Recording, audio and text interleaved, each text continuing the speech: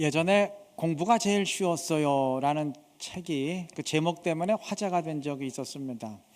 막 공부한 학생들은 버럭 화를 낼지 모르겠지만 그래도 공부가 다른 것에 비해서는 쉬운 점도 있어요. 세상엔 나 혼자만 잘해선 안 되는 일이 참 많은데 그래도 공부는 자기 혼자만 잘하면 되기 때문입니다. 목사의 경우도 아마 설교 때문에 스트레스 받는 목사들이 제법 많을 것 같은데 그래도 어찌 보면 설교가 다른 일에 비해서는 쉬울 수 있어요. 혼자만 제대로 하면 되니까요. 근데 다른 일은 그렇지 않을 수 있습니다. 예를 들어서 선교의 경우 무슬림 지역에서 사역하는 선교사님들은 정말 최선을 다했는데 1년에 단 한 명도 얻지 못할 수도 있어요. 왕왕 있습니다. 그러니까 1년 동안 아무것도 안 하고 그냥 놀기만 한 사람이나 정말 사생결단하고 생명을 걸고 충성한 사람이나 눈으로 드러나는 결과는 똑같아요. 이게 얼마나 답답하고 힘이 들겠습니까? 예전에 가수 송창식 씨라고 있었어요. 이분이 기자와 인터뷰한 내용을 언젠가 본 적이 있는데 아마 이분이 청년 시절에 술, 담배를 완전히 끊었던 것 같아요. 기자가 그에 대해서 질문합니다. 그렇게 혈기왕성하던 시절에 그게 그렇게 쉽게 끊어지던가요? 그러니까 송창식이 그래요. 아니 내가 끊겼다는데 뭐가 어렵습니까? 무슨 의미냐면 다른 사람을 끊게 만드는 건 힘들 수 있어요. 내가 노력해도 안 될 수 있어요. 그러나 내가 끊는 거는 그건 나만 작정하면 되는 일이에요. 그러니 그게 뭐가 어렵습니까? 라는 반문이죠. 물론 자신만 책임지면 되는 일도 극히 어려운 경우가 있습니다. 술, 담배 끊는 거야 그거 끊었다고 누가 핍박하고 공격하고 그럴 사람은 없죠. 오히려 주변에서 잘했다고 격려하겠죠. 지금 어떤지 모르겠는데 제가 한 30년 전에 군대 생활할 때는 군대에서 신앙적인 이유로 난 술 안 마신다 이렇게 하려면 그 굉장한 용기와 믿음을 필요로 하는 일이었어요. 만약에 쫄병이 그랬다 그럼 거의 맞아 죽을 각오해야 되는 일이었어요. 이런 경우는 나 혼자만 결심하면 된다. 그렇게 쉬운 일이 아니죠. 예배 출석하는 것도 마찬가지예요. 주일 예배 나오는 거는 그건 자기 자신만 책임지면 되는 일입니다. 그런데 초대교회 때 박해가 심한 시절 같으면 어떨까요? 그때는 얘기가 달라요. 그때는 신앙을 포기하든지 아니면 사자에게 물어뜯겨 죽든지 둘 중에 하나를 택해야 되는 경우도 있었어요. 그런 경우는 나 자신 한 사람을 책임지는 일이라고 해서 결코 쉬운 일이 아니죠. 네, 맞습니다. 나 혼자만이 아니라 다른 사람까지 책임져야 되는 일이 더 힘들고 나 혼자만 책임지면 되는 일도 그로 인한 공격과 핍박이 있을수록 힘듭니다. 명심할 것은 세상 일도 마찬가지겠지만 신앙생활의 경우는 힘들수록 수준이 높습니다. 그리고 수준이 높은 일일수록 간절한 기도를 필요로 하게 되어 있습니다. 예전에 제가 청년부 담당할 때 어느 청년이 저에게 기도 부탁을 했어요. 목사님, 저 주일 예배 좀 드릴 수 있도록 꼭 기도해 주세요. 저는 이 청년이 갑자기 주일 근무를 하게 되어서 교회 출석이 힘들어졌거나 그런 줄 알았어요. 근데 물어보니까 아무 일도 없어요. 그냥 본인만 나오면 되는데 게을러서 못 나오는 거예요. 청년부 예배가 한 새벽 5시쯤 된다. 그러면 내가 못 나오는 거 이해를 하겠어요. 청년부 예배는 오후 2시요. 2시. 여러분, 제가 그랬습니다. 그냥 나와. 그건 그냥 나오면 돼요. 자기만 통제하면 되는 일이잖아요. 통제할 것도 없어요. 그냥 제정신만 차리고 살면 됩니다. 그걸 기도하면 아마 하나님이 반문하실 것 같아요. 내가 도대체 뭘 도와줘야 되냐? 하나님이 도와줄 게 하나도 없어요. 그냥 게으르지만 않으면 됩니다. 어쩌면 우리의 기도가 간절하지 못한 이유는 별로 하나님의 도움이 필요 없는 일을 간구하기 때문인지도 몰라요. 별로 간절할 필요가 없는 일만 간구하기 때문인지도 몰라요. 다시 말해 우리의 신앙의 수준이 그리 높지 못하기 때문입니다. 여러분, 우리 밥 먹을 때 기도하시죠? 근데 식사 기도하면서 쥐야 하고 부르짖고 사생결단하며 기도하는 사람 봤습니까? 없죠. 그럴 필요가 없어요. 그냥 하나님이 도와주실 필요가 없네. 어려울 게 하나도 없는 일이기 때문입니다. 그런데 주님이 겟세마네 동산에서 이 잔을 내게서 멀리 하옵소서, 그러나 내 원대로 마시고 아버지의 뜻대로 하옵소서 하시면서 그 십자가의 잔을 마시려 했을 때, 그때는 얘기가 달라요. 그때는 정말 땀방울이 핏방울이 되는 간절한 기도가 나올 수밖에 없습니다. 어찌 보면 간절히 기도하라는 성경의 명령은 목소리 볼륨을 높이라는 말이 아닐 겁니다. 간절히 기도할 수밖에 없을 정도로 신앙의 수준을 좀 높여보라는 얘기입니다. 하기 힘든 일도 부딪혀보고 지금까지 한계도 넘어서 보라는 그러한 의미일 겁니다. 오늘 느헤미야의 한 부분을 본문으로 읽었는데, 느헤미야가 예루살렘으로 건너와서 이제 하려는 일은 결코 쉬운 일이 아니었어요. 느헤미야가 죽음의 위기를 넘기고 아닥사스다 왕의 허락을 받아서 예루살렘으로 오긴 했지만 혼자서 성벽을 재건할 수는 없는 것이잖아요. 백성들을 다 일으켜 세워야 되는데 이 일은 지금까지 여러 번 숱하게 실패했던 일이기 때문에 그게 쉽지가 않아요. 쉽지가 않아요. 그럼 이거는 느헤미야 혼자만 책임진다고 해서 될 일이 아니죠. 뿐만 아닙니다. 본문 10절과 19절 보면은 사마리아 총독인 산발락과 도비야 등이 언급되는데, 이들은 어떻게 하든지 유대 민족을 가로막으려 했던 대적자들입니다. 느헤미야서를 한 번이라도 읽어보신 분들은 알겠지만 이들은 자기들의 그 막강한 권력과 재력을 이용해서 하여간 끈질기게 느헤미야를 회방하고 공격합니다. 군사력을 동원해서 협박하기도 하고 유언비어를 조작해서 퍼뜨리기도 하고 심리적 전술을 통해서 공격하기도 하고, 나중엔 해도 안 되니까 느헤미야 암살시키려고 작전을 실행하기도 하고 하여간 끈질기게 공격해요. 원래 악한 것들이 끈질기잖아요. 이러한 회방과 공격을 계속 감당해내야 하니 이게 단순히 하자 그래서 할 수 있는 일이 아니죠. 그렇기 때문에 느헤미야의 기도는 간절할 수밖에 없었습니다. 1장에 느헤미야의 기도가 기록되었는데 4절은 느헤미야가 통곡하면서 금식하며 기도했다고 했습니다. 간절히 기도하는 모습이죠. 당연합니다. 힘든 일을 하려니까, 신앙의 수준이 높지 않으면 할 수 없는 일을 감당하려니까 기도가 간절해질 수밖에 없습니다. 우리는 어떤가요? 한번 스스로를 살펴보시기 바랍니다. 혹시 나 혼자만 책임지면 되는 일인데, 그저 영적으로 게으르지만 않으면 되는 일인데 그것도 버거워서 비틀거리고 있지는 않습니까? 또 반대로 기도는 간절하게 부르짖고 하는 것 같은데 그 내용을 살펴보면 하등 간절할 필요가 없는 그런 엉뚱한 기도를 드리고 있는 것은 아닌가요? 우리 신앙의 수준을 높여가야 됩니다. 나 혼자만 정신 차리면 되는 일을 제대로 하는 것은 말할 것도 없고, 그 수준을 넘어서 다른 사람까지 책임지고 인도할 수 있는 수준으로 올라서야 될 것입니다.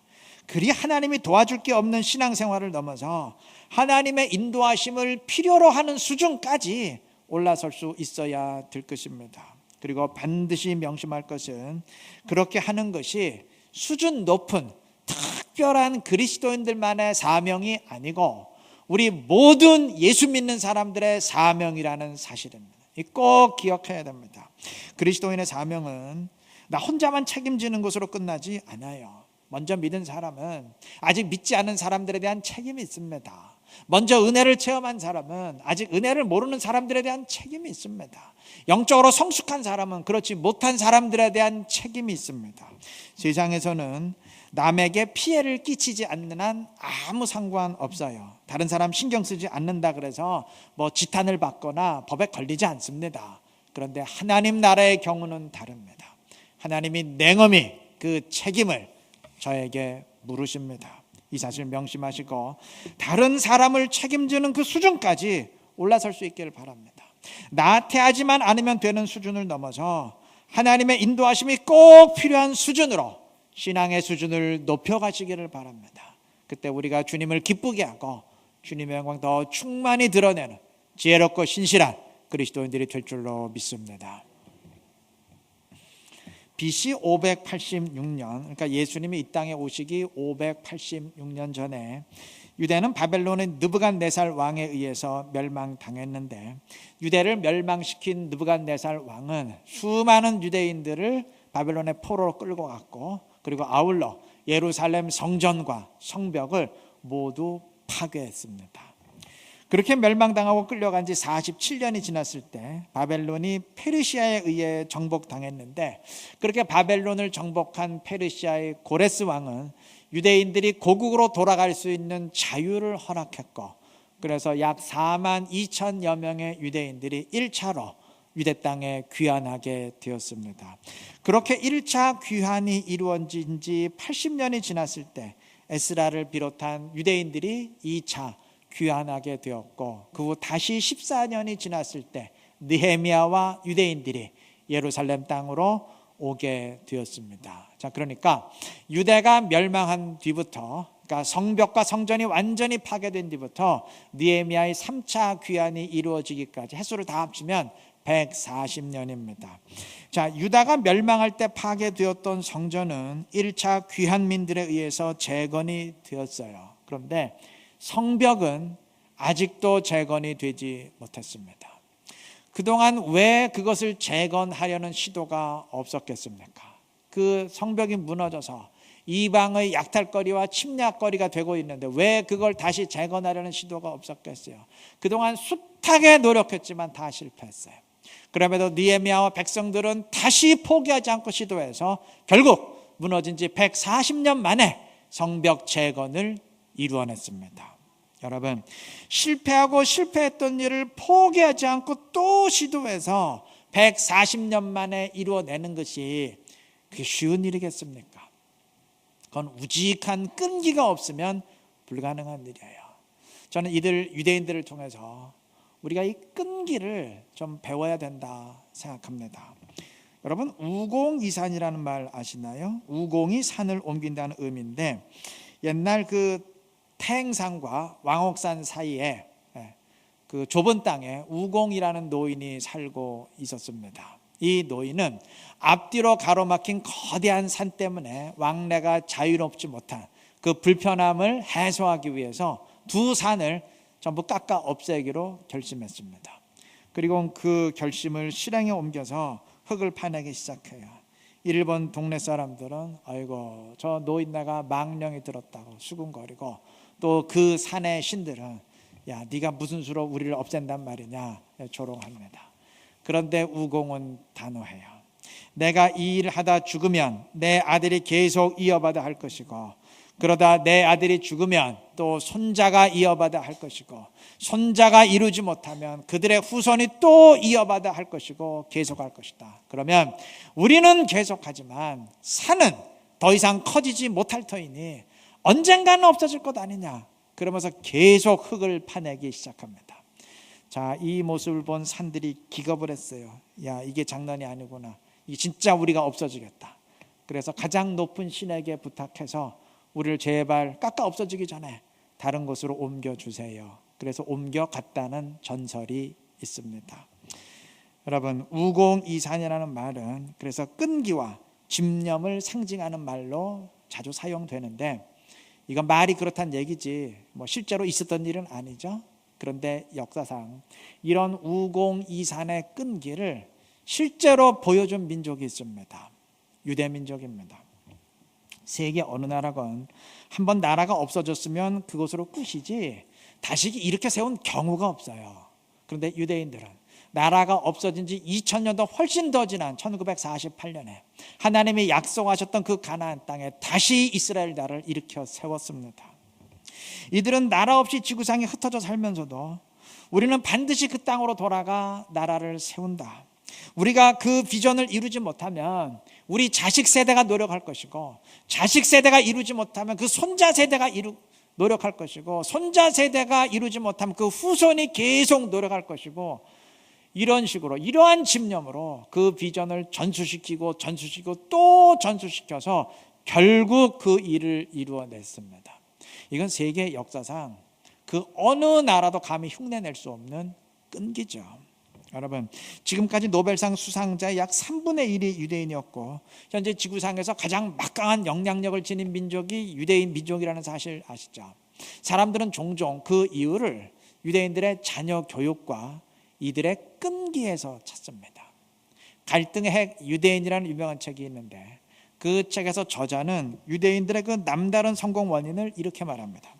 유대인 학자들의 성공은 끈질기게 물고 늘어지는 유대인 종족 특유의 집념에서 오는 듯하다.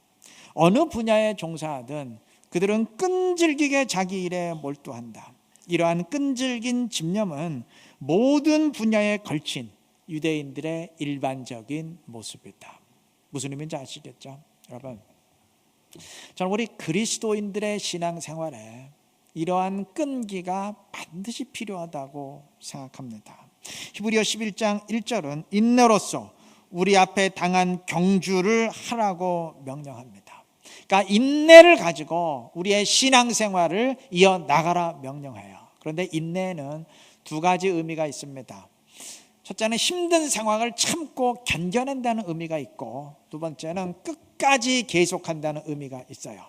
이 가운데 참고 견뎌내는 것은 나름대로 우리 민족이 잘하는 것 같아요. 그래서 일본에는 억울함을 당했을 때 복수하는 이야기가 많다고 합니다. 근데 우리나라는 별로 그런 얘기가 없어요. 그 대신 춘향전이나 흥부전처럼 잘 참아내는 얘기가 많아요. 잘 참는 것을 선으로 알았던 그 민족의 정서를 대변하는 것이겠죠. 근데 문제는 참아내는 인내는 있는데 끝까지 지속하는 인내는 부족해요. 우리도 그러한 약점을 알기 때문에 그걸 냄비근성이라고 하지 않습니까? 하여간 어제 다르고 오늘 다르고 내일 다르고 그런 경우가 많잖아요. 정책도 그렇고 뭐도 그렇고 하여간 많잖아요. 교회도 그런 경우가 많잖아요. 하여간 작년에는 이거 하다가 올해는 이거 하다가 내년에 또 다른 거 하다가 하여간 그런 경우가 많잖아요. 여러분, 우리 신앙생활은 절대로 그래서는 안 됩니다. 우리 신앙생활에는 우직한 인내가 있어야 됩니다. 끈질긴 면이 있어야 됩니다. 사도행전 20장 18절에서 바울은 지금까지 자신의 사역을 회고하면서 이렇게 말합니다. 아시아에 들어온 첫날부터 지금까지 내가 항상 여러분 가운데서 어떻게 행하였는지를 여러분도 아는 바니에요. 여러분, 바울은 첫날부터 지금까지 내가 항상이라고 했어요. 예, 맞아요. 바울은 첫날부터 지금까지 한결같았습니다. 그는 항상 주님만 바라봤고 항상 복음 사역에 집중했고 항상 성령을 의지했고 처음부터 지금까지 항상 그랬어요. 그가 사도로서 주님의 영광을 드러낼 수 있었던, 사도의 사명을 감당해낼 수 있었던 가장 중요한 이유입니다. 오늘 본문에서 성벽 공사를 방해하려는 그 산발락과 도비아 등이 언급되는데, 여러분, 이들 대적자들은 느헤미야 때만 있었던 게 아니에요. 1차 귀환민들이 성전을 재건할 때부터 지금까지 시대는 바뀌고 사람은 바뀌어도 하여간 그때마다 새로운 대적자의 독보소처럼 일어났습니다. 여러분, 이게 사단의 특징이에요. 세상이 아무리 바뀌어도 절대 바뀌지 않는 게 있습니다. 절대 세상은 변한다는 사실은 안 바뀌어요. 그것도 하나, 사단이 끈질기게 공격한다는 사실은 절대 안 바뀝니다. 사단은 휴가를 떠나는 적도 없고 사단은 은퇴도 없어요. 주님 다시 오시는 그날까지, 주님이 천국을 완성하시는 그날까지, 그래서 사단의 세력을 완전히 무적행 속에 집어쳐넣는 그날까지 사단의 공격은 끈질기게 계속될 것입니다. 자, 그러면 사단이 끈질기다면 그에 맞서는 우리 역시 어떠해야 될까요? 끈질겨야죠. 더 끈질겨야 됩니다. 사단이 아주 경악을 할 수 있도록 그렇게 만들어야 됩니다. 유혹과 공격을 막아내는 일에만 끈기가 필요한 것이 아니에요. 막아내고 넘어지지 않는 방어에만 만족할 것이 아니고 적극적으로 주님의 말씀을 실천해서 주님의 뜻을 이루는 일에도 신앙의 끈기가 있어야 됩니다.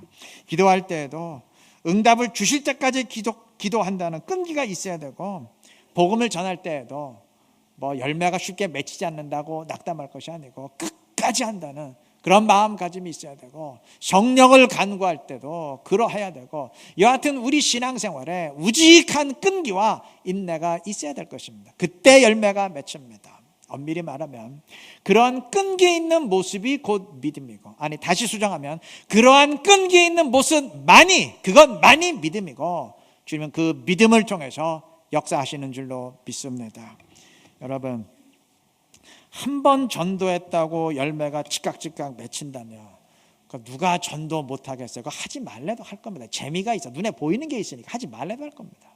내가 한번 기도했다고 세상이 확 바뀐다면 그거 누가 기도 못하겠어요? 눈에 보이는 게 있는데 그건 믿음 없어도 얼마든지 할 겁니다. 그런데 말씀대로 계속 순종하는데도 아무런 변화가 없는 것처럼 보이면 그때는 얘기가 달라져요. 그때는 믿음 없는 사람은 계속 못해요. 믿음 있는 사람만이 합니다. 이 눈에 아무 증거가 안 보여도, 현실은 아니라고 말하는 것 같아도 주님이 말씀하신 이상 그 말씀대로 지속하는 믿음 있는 사람만 계속할 수 있습니다. 어쩌면 주님이 우리의 믿음을 보시기 위해서, 이 진짜와 가짜를 구분하시기 위해서 의도적으로 응답을 늦추시고 지체하시는지도 모릅니다. 무려 5만 번의 기도 응답을 받은 것으로 알려진 조지 뮬러의 자서전에 이러한 내용이 있어요. 1844년에 조지 뮬러가 5명의 구원을 놓고 기도를 시작했다고 합니다. 하루도 빠짐없이 그들을 위해서 기도한 지 1년 6개월이 지났을 때 그 5명 가운데 한 사람이 드디어 예수님을 영접하게 되었다고 합니다. 그 뒤 다시 5년이 지날 때 또 한 사람이 예수님을 영접하게 되었다고 합니다. 그 뒤 다시 6년이 지났을 때 3번째 사람이 주님께 돌아오게 되었습니다. 그러니까 이 3번째 사람은 기도를 시작한 지 도합 12년 6개월 만에 돌아온 것이죠. 자서전에서 이 사실을 기록합니다. 그런데 안타깝게도 나머지 2 사람은 그가 자서전을 마칠 때까지도 아직 돌아오지 않았어요. 그때가 이미 조지 뮬러가 기도를 시작한 지 36년이 지났을 때입니다. 그러다가 조지 뮬러가 숨을 거두기 직전 4번째 사람이 주님을 영접하게 되었고, 그리고 그가 세상을 떠난 지 2년이 지났을 때 마지막 5번째 사람이 주님을 구주로 영접하고 그리스도인이 되었다고 합니다. 여러분, 저는 그렇게 생각해요. 조지 뮬러가 5만 번 기도 응답 받은 것도 물론 대단하고 위대한 일이지만 그 한 영혼을 위해서 한 가지 기도 제목을 놓고 36년 동안 끝까지 기도할 수 있는 그 끈기, 그 믿음, 저는 그게 더 대단하다고 생각합니다. 그게 더 위대하다고 생각합니다. 그러한 믿음이 있었기에 주님이 5만 번의 기도 응답도 허락하신 것 아니겠습니까? 여러분, 5만 번의 기도 응답을 받는 사람이 처음부터 정해져 있는 거 아니에요. 이건 누구에게나 가능한 일입니다. 우리 그 누구라도 하나의 기도 제목을 놓고 주의 말씀을 믿는 믿음으로 36년을 기도할 수 있는 그 인내가 있다면 하나님이 우리를 사용하지 않겠습니까? 하나님 그런 교회에 사용하지 않으시겠습니까? 주님은 어제나 오늘이나 변함없이 영원토록 한결같으십니다. 그렇다면 주님을 따르는 우리 역시 한결같은 모습으로 주님을 따를 수 있어야 될 것입니다. 그게 곧 믿음이에요. 이러한 믿음 지니시기를 바랍니다. 진짜 믿음 지니시기를 바랍니다. 그래서 한결같은 모습으로 우직하게 지속하는 신앙생활 이어가시기를 바랍니다. 그래서 성경의 명령처럼 인내로서 우리 앞에 당한 경주를 감당하면서 주의 영광 드러내고 주의 뜻을 이루며 주님을 기쁘게 할 수 있는 지혜롭고 신실한 우리 이런 게 모든 성도님들 되시기를 그리스도의 이름으로 축원합니다.